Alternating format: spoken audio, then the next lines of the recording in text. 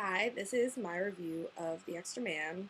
This is Jeremy, my dog. We are donned in bow ties, and I'm wearing a blazer as an ode to the protagonists of the film. This is my first like of the film, actually. I really enjoyed the costumes and the setting. I think they really filled out the characters nicely. I'm just a sucker all around for a good New York movie that pays tribute to the more eccentric and odd people that live here. And I have to say, I really fell for the film. I thought that the chemistry between Kevin Kline and Paul Dano was wonderful. The apprentice mentor relationship at the center of the film carried it well. So many genuinely funny moments. Some were more subtle, others were a little more bombastic, such as Kevin Kline exercising in the apartment. I really like the choice for the omniscient narrator. I think it gave the film a very cohesive feel, and it really helped stick to the literary theme.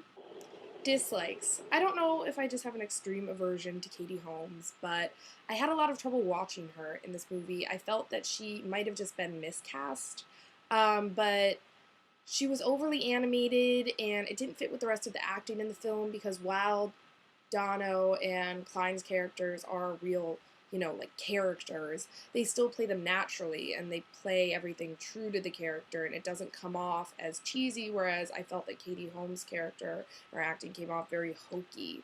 And this maybe had to do with the fact that they wanted her to play into Paul Dano's fantasy of the 20s. And so she was sort of bubbly, and like cheerful and animated, but it didn't go with any of the other aspects of her character. As well, they use a circular fade out. I got that it's, like an old movie, and I did like the feel that it gave, but I think it could have been more consistent. I didn't feel that the Q&A served as well as maybe it did with Gabby on the Roof in July, but this Q&A session was interesting because we heard more about the political side of filmmaking as well as the budget restrictions and things such as the fact that the director didn't originally want Katie Holmes to play that part, but that the studio backing the project insisted upon it.